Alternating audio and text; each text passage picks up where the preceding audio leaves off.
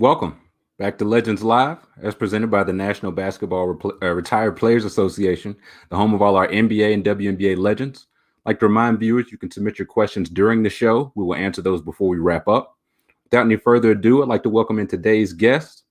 We have former USC Trojan.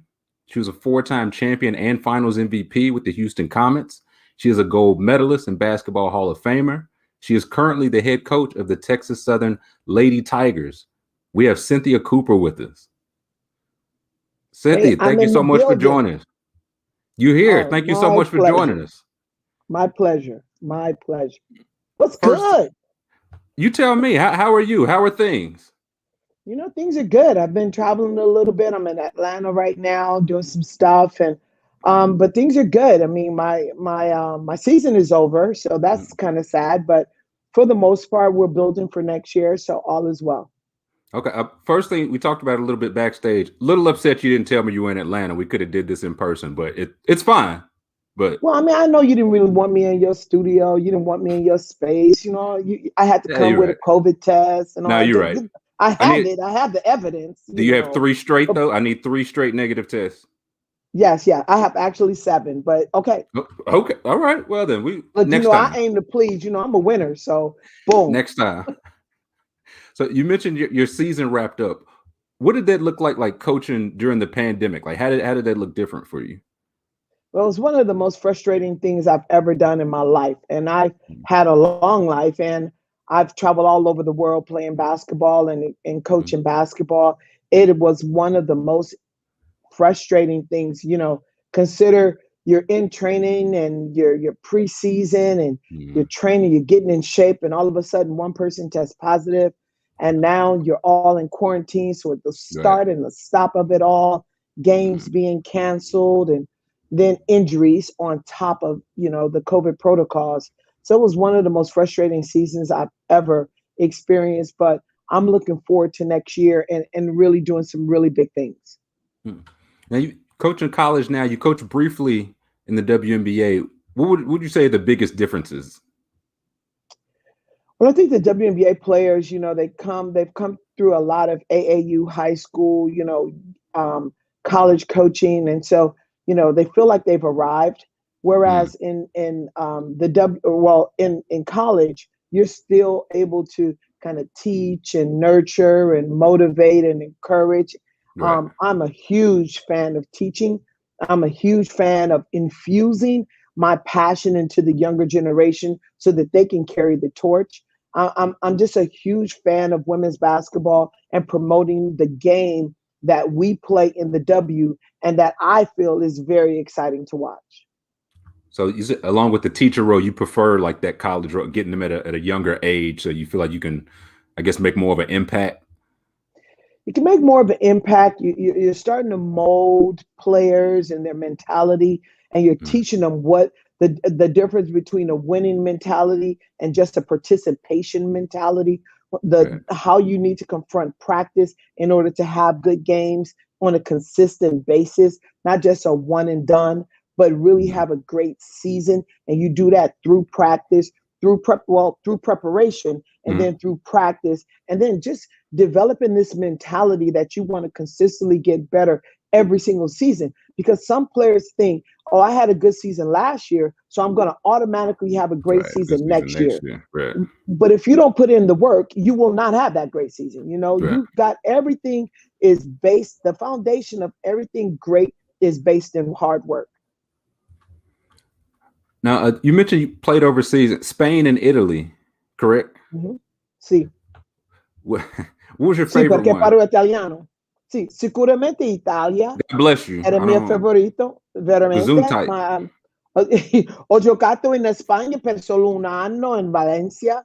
Yeah, I speak fluent Absolutely. Italian, so I just thought I'd give you a little bit of that. Now, what did you ain't just like cuss me out or nothing in Italian, did you? No, no, I would never do that. Not on Okay, live air. Not on live air and not in your face. I will talk I behind your appreciate it. back. That's fair, more than fair. I much prefer it that way. I'm fine with that. Well, No, so I loved Spain. I played in a mm, city called Valencia, and mm, it was amazing. I loved it.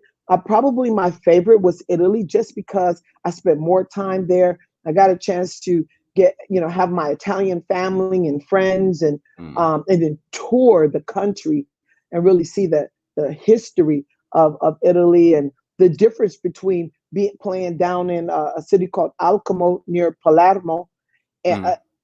versus playing up north in Parma, where they make Parmesan cheese, prosciutto di Mm. Parma. Yeah, so yeah, the food was amazing. I was like, you was That's eating like good over there. Oh yeah, it's like an hour and a half outside of Milano.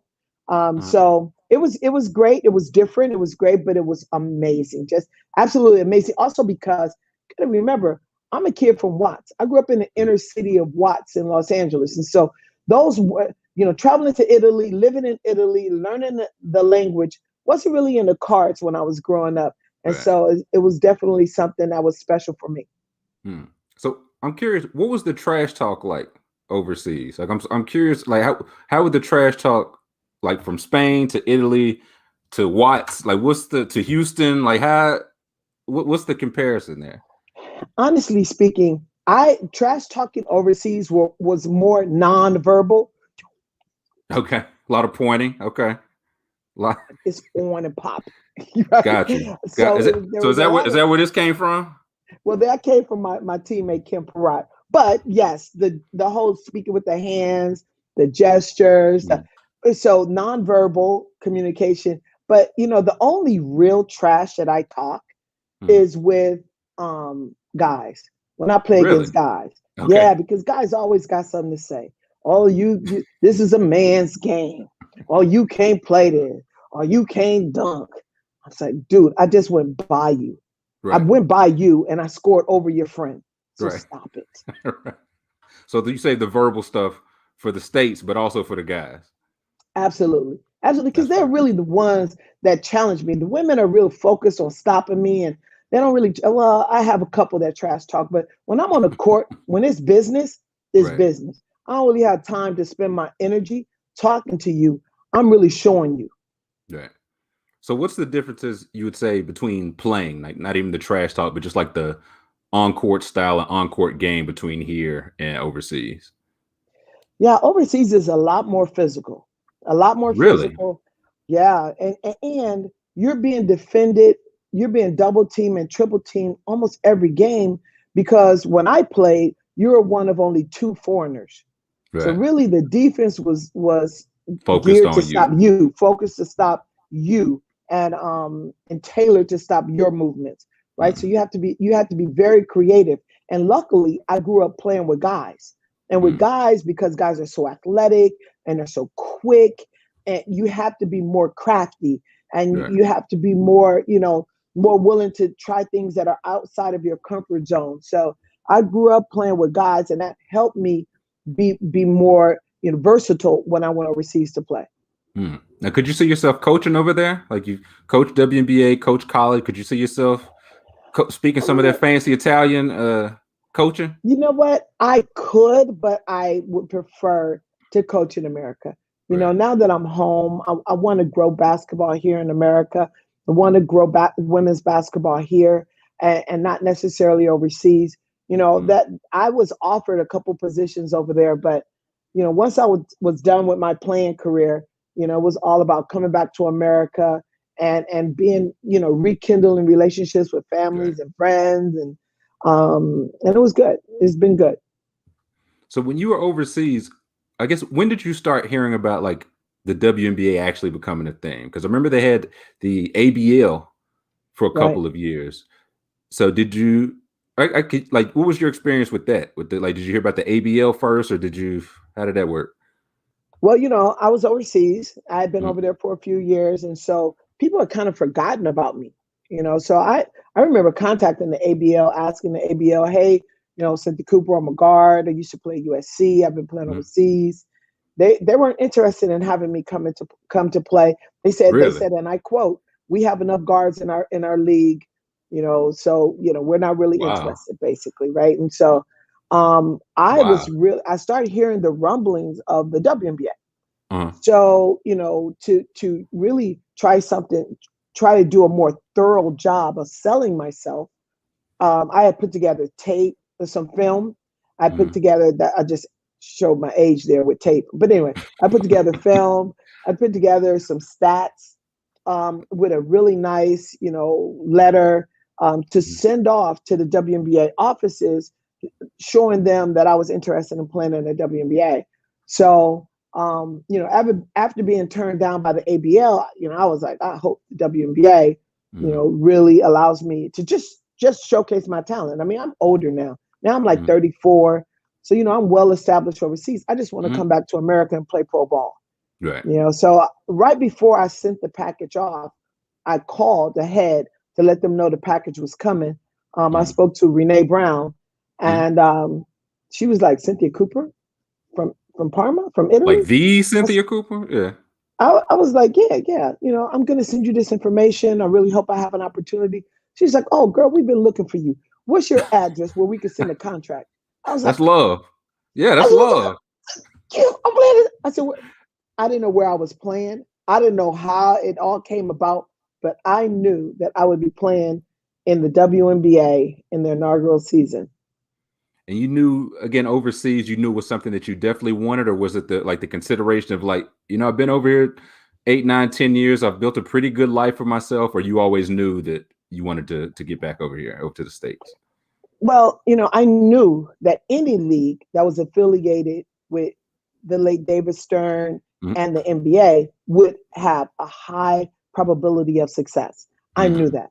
And so in knowing that and knowing the backing and the foundation that the WNBA had, I was overjoyed and really thrilled to have an opportunity to play. So I didn't know that I would have an opportunity, but I knew that if I was given that opportunity, this was a league that could very well be successful. Right. So how did you end up with the Comets? Like, how did you find out you were a Comet? How did Italy to Houston go? Yeah, really crazy. So I found out I was going to be playing in the WNBA. I didn't know Cheryl Swoops at the moment, but I had heard, all of the rumblings. So the WNBA rumors had started at the Olympics in 1996 in Atlanta. So that's when the rumors had started. So I knew that there would probably be a league. I knew the face of the league was Cheryl Swoops, Lisa Leslie, and Rebecca Lobo. I didn't care. I was like, have at it. I'm gonna come in under the radar. The way I became a Comet is Cheryl Swoops, her first season, she was pregnant. So she was gonna miss pretty much the entire season, her first year. So they needed someone else to step in her place to kind of, hold down the fort until she, had her baby, had little Jordan, and was able to come back and play. Gotcha. So that's kind of how I got to the Houston Comets. Once again, I'm from Los Angeles, so I'm thinking Sparks. I went to college there, USC. So I'm thinking that's where I'm going. But they said Houston because they were going to be without Cheryl Swoops. It just so happens I was already living in Houston. Oh, so okay. I was living in Sugar Land. They didn't even know. When I flew in to do all of the promos, and they were like, "Oh, we can get you, apartment. We give a stipend." I said, actually, I have a house here. I live in Sugar Land. You should have took that stipend, man. What are you doing? Did I mention I didn't? I did take the stipend. Okay. Did you think There we go. Okay. I was gonna say, what? I was a veteran rookie. Yeah, I was gonna say, come on, right? So say, come on now, Cynthia. Yeah, no, I got no, I still got the stipend. Now, absolutely. Those Comet teams in the late '90s, I feel like they shot like a lot of threes back then. Like relative to the league, was that like a coaching thing, or was that just like the style of play, the players you had? Was that an emphasis, like something you all tried to take advantage of, or? It's Cheryl Swoops is really the 3-point shooter. Tina Thompson was a 3-point shooter. So for me, I'm more of a slasher. I like to get to the rim. I like to get to the free throw line. I had to develop a 3-point shot so that I could get to the basket. Because teams start playing off of me and making me shoot the outside jumper. So I had to develop a mid-range game and a 3-point. That's my story. But really, Cheryl Swoops and Tina Thompson, that's a major part of their game. So the 3-pointer wasn't something that we thought about at the beginning and say, hey, we're going to be a 3-point shooting team. It was something that developed as we start to get to know each other and our skill set. And remember, Tina Thompson, she was the first ever draft of the WNBA. So she was the number one pick in the draft. And she was phenomenal at popping. When we ran the screen and roll, she would pop as opposed to roll to the basket, which then obviously, opened up the lane for both penetration and, other post players to have free reign. So it was great to be able to come off that pick and roll and have the freedom to choose between Cheryl Swoops on the left wing and Tina Thompson popping off of that screen, and obviously the option to go to the rim with my penetration. So what do you think of like the evolution of the 3-point shot? Like just in general, in the women's game, men's game, NBA, WNBA, just how it's really seemed to explode these last couple of seasons? I think the 3-point shot is definitely a skill. And in order to play the 3-point shot game the way the NBA is playing in a lot of ways, you have to have specific players with specific skills. Right. And I think that's why you're seeing an influx of a lot of European players, some foreign players, that they teach that skill to their post players. Their post players are running, drills with the guards. And so I'm not a huge fan of playing small ball and shooting a lot of threes. I'm old school. I'm more of a, let's play basketball. And if the 3-point shot is what's rolling today, it's there. 3-point shot. Yeah. If the post player is doing her thing, let's, give it to the post. Whatever I believe in whatever position you're strongest at. That's where I want to put you so that you can help us win this game. So it's not something that you hammer home like we need more threes, no long twos, no mid range. You're just like take what the defense gives you, really.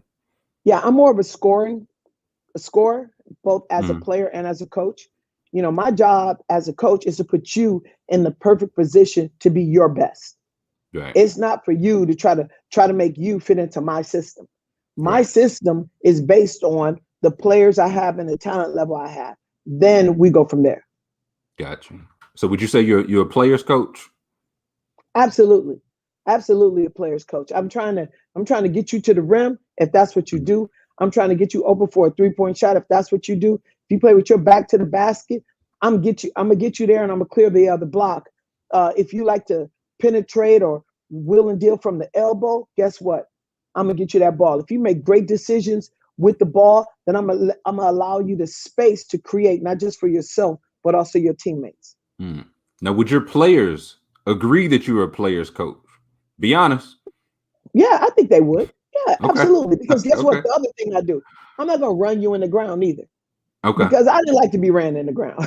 So yes, we're gonna do some conditioning, but when I see your fatigue, we're gonna tone it down because at the end of the day, I'm trying to get you fit. I'm trying to get you in shape. I'm not trying to hurt you. Right. That's fair. Now I was reading your Players Tribune piece from I believe it was the end of last year, and you mentioned that the Comets won 4 in a row, but nobody really put any respect on y'all's name. Why do you think that is? There was a when the Astros won World Championship a few years back, they said in the newspaper, literally it was on the telecast, that was the first championship since the Rockets went back to back. I'm like, what? We won. Excuse me? 4 championships in a row. As a matter of fact, our second season, we had the highest winning percentage of any professional team in history. 90%, 27-3. So for me, it's about just give the due where it's due. It doesn't matter if it's a female or male. Well, unless you could tell me another NBA team that won 4 in a row, or a baseball team. None that I could think of. Okay, so if you can't tell me that, then just stop with the nonsense. Listen, whether you tell me I'm great or not, I know what I am. I know who I am. I know what I bring to the table. If you tell me the Comets were great or not, I know how we dominated. I was there. We were amazing, right? And we were amazing in the face of, Cheryl coming back late in the first season, Then, everyone didn't think Cheryl Swoops and I could play together. Cheryl Swoops and Tina, we won that championship. The next year, our point guard, Kim Peratt, passed away. In the face of that adversity, we won that championship. And the first championship of the new millennium, guess who won it? I'm just saying, we did. So I'm not bragging. Those are just facts. That's in the history books. And if you could tell me another team that dominated like that, first 4 years of their league, how about it? We can debate. Otherwise, they got to put some respect on you. Put some respect there. Like I see guys. Oh, nobody cares about women's basketball. That might be true because you don't play sports. Okay. And if you don't care, then that's fair. Right. Then move around, but don't call a spade a spade. A spade is a spade is a spade. That's just what it is. You can't put a spade down and say, "Nah, man, tonight, that's a heart." Right. Or just overlook it like the spade is not there. Correct. Yeah, we just had somebody in the chat said comments for Pete. Houston, stand up. Then we got some H-Town in the house. H-Town in the building. Raise the roof. There you go. Come on. Graham said that's some icon. Well, we got one icon. You the icon. But of the four titles, you have a favorite? Like, you're running them off there. Do you have, it was like the first, the sweetest? Like, you have a favorite? The first was definitely one of the sweetest. I think 3 for 10 was great because, Kim was a very important part of our first two championships. So winning that championship was probably the most adversity we had faced. And to be able to turn that around and come away with the championship was definitely special. Also because Kim passed away in August 19th. My mom had passed away earlier that year, February 12th. So, it had been a rough 6 months for me. Yeah. So to come back and be able to, get the energy and the focus and the drive and the, everything that goes into winning the championship, put that together and us all come together and win that championship. It made it very special. Definitely. By the same token, do you have a favorite All-Star game? Like the All-Star game just passed. I like to ask all the legends, like what do you remember? Like, do you have a favorite All-Star moment, or like what do you remember about your first All-Star game? Yeah, so I wasn't a huge fan of the All-Star game. I loved being there. I think the thing I loved most about the All-Star game was just hanging out with all the players. With everybody. And really seeing them outside of the court, outside of the pressure to stop me or to win the game and to be physical or to talk trash. Just to kind of get to know them outside the court, that had to be my favorite moment. But to watch Tina Thompson win the MVP was also pretty doggone special. To see her win the MVP of an All-Star game, that was special to me. So the on-court stuff, you take it or leave it. Yeah, everybody has their own individual goals. Me, I'm trying to win championships. I'm trying to win, championship. Like I want my team to be the best, right? That's what my focus was. I knew we had to do the All-Star game. And so for me, it was really about the locker room and getting to know people and that sort of thing. It really wasn't about the on the court stuff because I thought I had proven that I could do that. Right. Now you mentioned winning championships. You did that in college as well. So I feel like I have to ask, and I think I might know your answer, but does an all-time USC team, do y'all wash anybody else's all-time team? Like you got yourself, Cheryl Miller, Lisa Leslie, Pam McGee, Tina Thompson. Like I know I'm missing some more, but you put y'all's 5 against anybody's 5? Anybody's 5. Yeah, anybody's 5. And UConn comes close though, man. When you I was gonna say UConn, Tennessee, Taurasi, but when you talk about Taurasi, you talk about Maya Moore and Sue Bird, and they come real close. But we had a squad, and remember, a lot of people don't know this. I came off the bench for my USC team. I didn't even championship years. Yes, I came off the bench. Yeah. That's how stacked the team was. I'm just saying. Yeah, that's pretty good. I'm a Hall of Famer. I came off the bench. So, yeah. So who do you think is the best player you ever played with? Cheryl Miller, hands down. Really? Cheryl Miller was great. She was way better than me.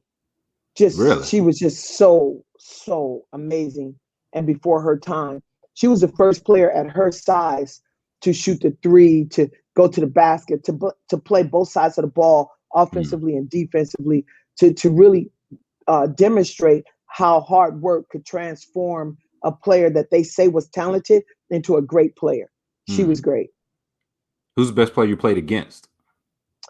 Best player I played against was probably Cheryl Miller.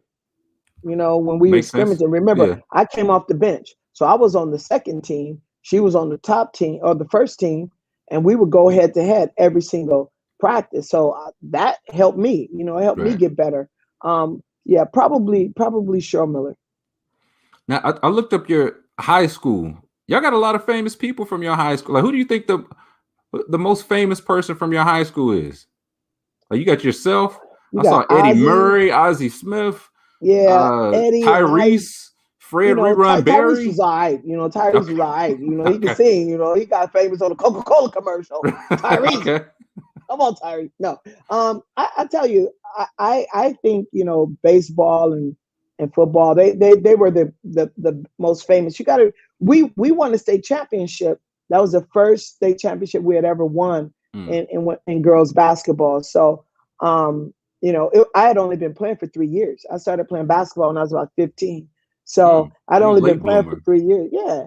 But I worked hard, you know. I got in the gym with the fellas. I took a couple, you know, bumps and bruises because they didn't want me to play or they were a bit extra physical with me. I kept my mouth closed and I just learned the game. Now, did you play like another sport up to 15 or you were just late to the sport in general? Yeah, I ran track. I ran the 400 meters. 100-meter hurdles, 300 when I was running, 300-meter hurdles, long jump. I did that. I played tennis. I played badminton. Don't sleep on badminton. How about that? You a badminton mommy out here? Yeah, mom. Okay. It was never love up in the club. No, so I played a lot of sports. Track was my best other than basketball. I ran the 400 at about 52, so I was pretty good. So what got you to basketball at 15? Well, before I graduated from middle school or junior high school, I saw a girl, I was in the gym and I saw a girl penetrate to the basket, put the ball behind her back and lay it up. I was like, whoa. That was pretty cold. That was nice. I want to learn how to do that. So that's kind of what sparked my interest. Once I started playing, I just fell in love with the sport. I wanted to know everything. I wanted to learn everything. You know, initially, all I could do was penetrate right and make a right-hand layup. And remember, I ran track, so I was pretty quick. So I would just go off on the fast break, just take off, make my layup. I didn't care how many people were in the way. I'm going right. I'm a fake left and go right. I'm a fake a shot and go right. I am going right because that's all I know how to do. If it ain't broke, man. I used to hear coaches in the WNBA, cut off her right hand, cut off her right hand. I mean, I'm standing right in front of a bench. Right, so I can hear you. Yeah. I would give a flinch. I would give a flinch to the left. They a little something. Jump over there. I go straight right. They be like shaking their head. The girl going right, y'all. Again. And it's still going in. Again. Yeah, man. So you got a couple more questions that we'll jump to. We got some viewer questions in the chat here. I saw on your Instagram, it was a picture of yourself with Michael Jordan, Carmelo Anthony, LeBron James, and the late, great Moses Malone and Kobe Bryant. And the caption said, who's taking the last shot? Well, y'all know who's taking the last shot. Michael Jordan. I thought you could say you're going to you and you're going right. Yeah. Well, here's the thing. Everybody, I'm the only one that they're going to underestimate. So they're going to double Kobe. They're going to double Mike. They're going to double, run at Carmelo. They're going to do all of that to them. LeBron. They're going to be physical with LeBron. He in the picture. So me, I'm just going to sit out there and I'm going to knock down the three.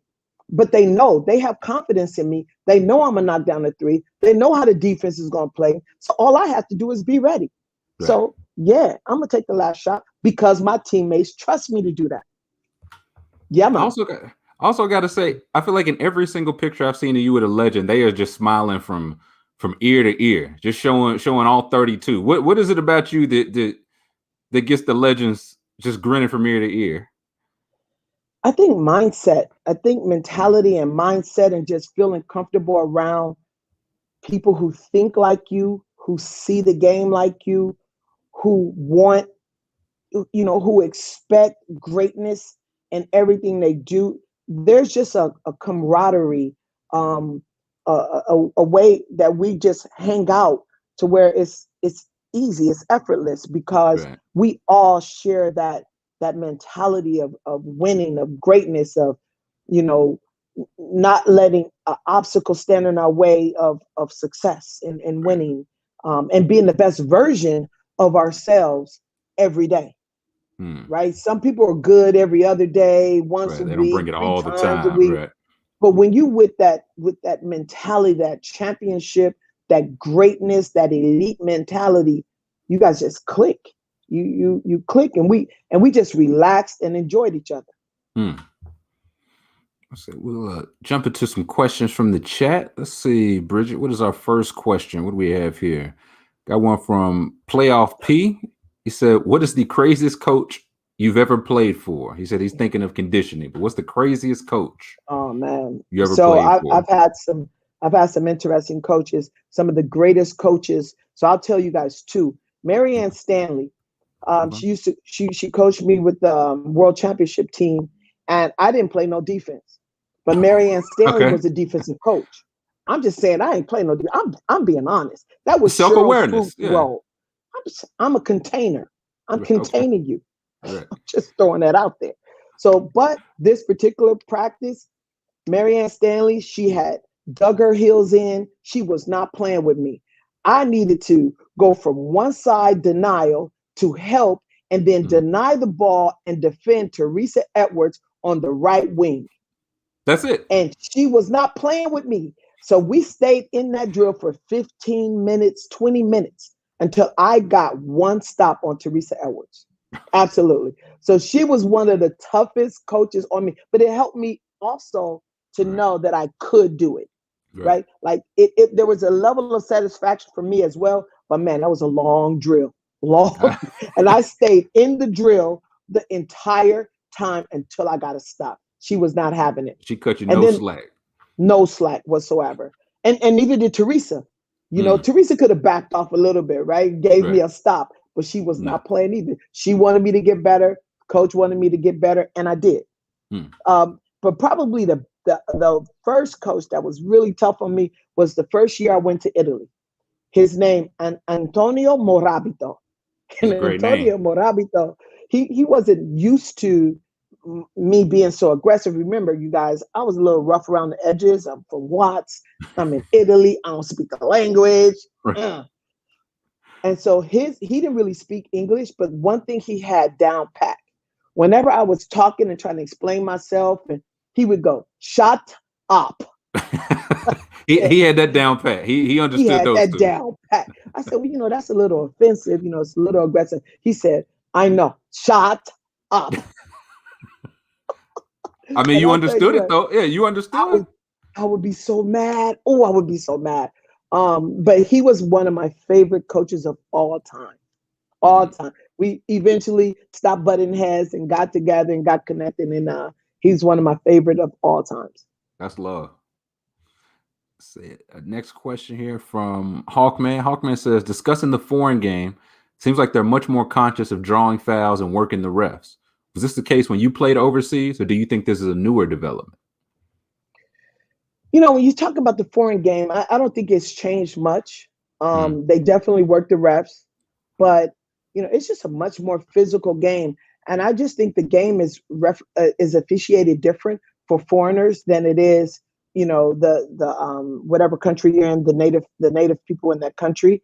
mm, So the Italians in Italy or the Spaniards in Spain, yeah, I think it's officiated a little differently. They expect us to take more, right. which really for me helped my game. If anybody you've ever that have ever played against me, they know I finish. I am a finisher, and Mm. that's directly related to playing with guys, because guys don't let you miss shots. Because if you miss a Right. shot, You out. You ain't supposed to be out there anyway. You out. Yep. Right? So you got to focus on making that shot. So finishing, and then overseas getting double teamed and being very physical. But the refs and the president of your organization, they don't care about none of that. They just you got to score and help your team win. So that really helped me. Mm-hmm. Let's see. Next question. Got one from the Legends Lounge. It says, we need a Houston Comets dynasty movie. Who would play you? Who's playing Cynthia Cooper in the Houston Comets dynasty movie? Wow, that's a great question. So I would go with Maya Moore or Jewel Lloyd to play Cynthia Cooper. Okay. Yeah. They have why that those mentality. Two? Well, they just had that winning mentality. They put in the work also. And they're humble enough to know that nobody's going to be perfect, but you can always fall back on your training. You can always fall back on the work that you did to get you there, and that's going to get you to that next level. So, yeah, they're two of my favorites. Are you going to coach them up on that Watts edge? But you got to coach that Watts into them so they can portray that on the field. Yeah, just a little bit. Like, just a little bit. Bump them yeah. Up, then look at him like get your weight up or something like that. Yeah, just for the it's for the movie's sake though. For the movie. Just for the movie. Just for the movie. Let's see. Got a question from Kenny. Kenny Carter 99 says, who are some of the best basketball minds that you have encountered throughout your career? I would tell you one of the best basketball minds that I've ever encountered, Kay Yao, the late Kay Yao. She coached me in the 84 World Championships and then in the 88 Olympics. Sorry, I'm dating myself now, but she just had a way of talking to you that you believed her and that you believed in yourself and you wanted to perform for her. You wanted to win that championship. She did a lot of team building exercises and I wasn't really familiar with those because I hadn't played a lot of USA basketball. But she was so great with people. And I remember when I was playing in the 84 World Championships, I was really frustrated because I wasn't playing a lot.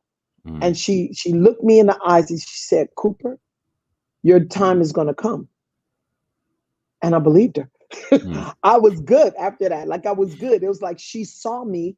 I knew she saw me. And when it was my turn, she would give me an opportunity. And she did. The late great Kay Yao. Yeah. Let's see. Any other questions? If not, actually got one more question. Bridget jumped in here with the question. Something that it came up recently. I feel like it's been around a little bit. What are your thoughts on is people that think a key to, I guess, making women's basketball bigger is lowering the rim? Like, what do you think of that suggestion? Well, I'm going to say this. I know Shaq said it. I was on TNT that night. I know he said it to Candace. And I'm going to just say this. When do guys get a chance to tell women what's best for their game? We didn't tell guys how to bring the rim closer so Shaq can make a free throw. We didn't say, hey, raise the basket higher because so many of the 7-footers and 7-3 kids, they dunk too easy. We didn't try to alter their game. I believe the women's game is fine where it is. We've already made certain adjustments because our hands are a little smaller, so we have a smaller ball.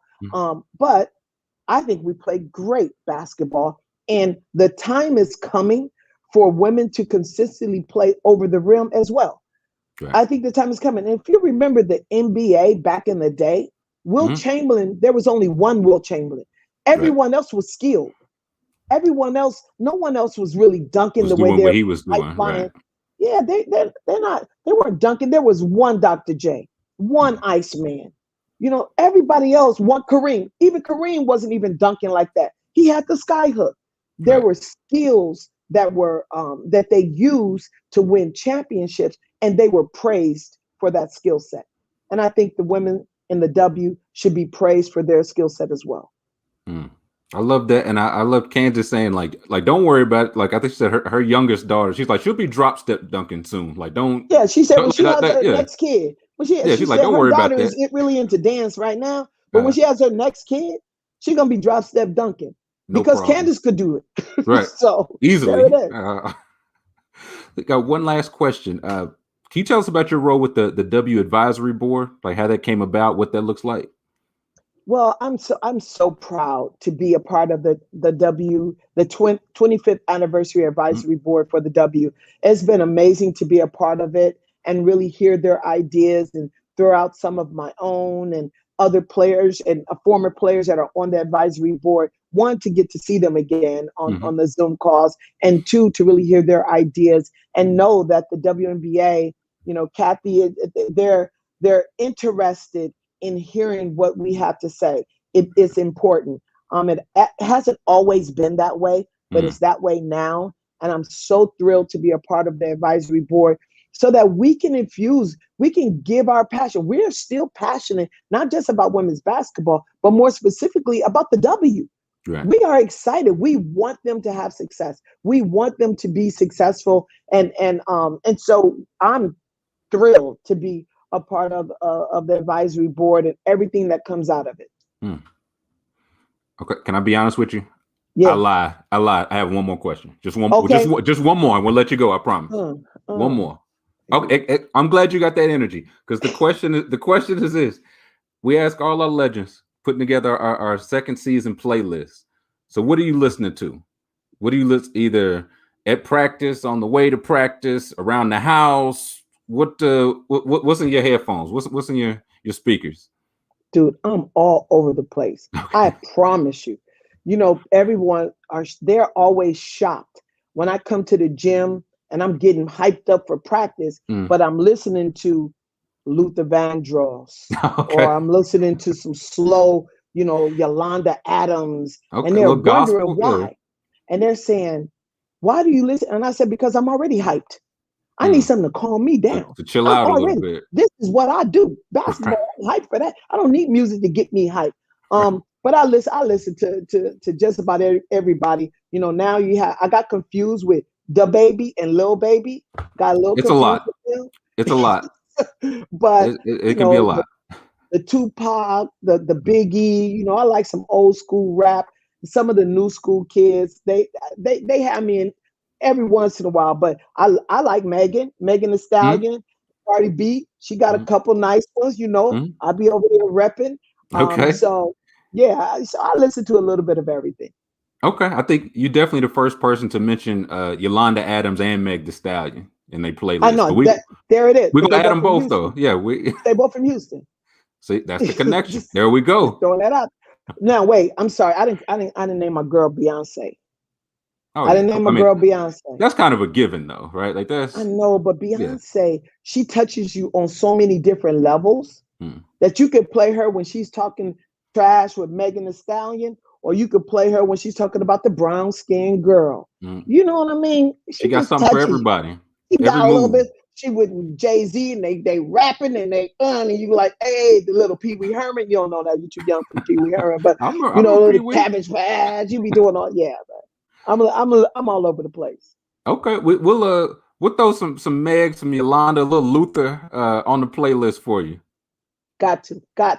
You got to do that for me. We got you. Cynthia Cooper-Dyke, thank you so much for your time. Thank you so much for joining us. My pleasure. Thanks for having me. You guys are amazing. Of course. We'll have to talk to you soon. Absolutely. And now I'm in the ATL, so hit us up. Let's do it. You ain't said nothing but next time it'll be in person. We'll do Legends Live in person. Absolutely. All right. You guys take care. You too. Right, that'll do it for this week's Legends Live. We've got new episodes every Thursday, 5 p.m. Eastern, 4 p.m. Central.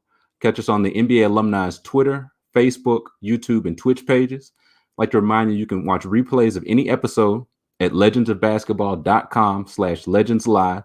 You can catch the audio replay to any of our conversations by searching for Legends Live wherever you get your podcasts. I'd like to give a big thank you to Cynthia Cooper for joining us this afternoon. Thank you to Bridget and Julio behind the scenes. Thank you for watching, and we'll see you next Thursday.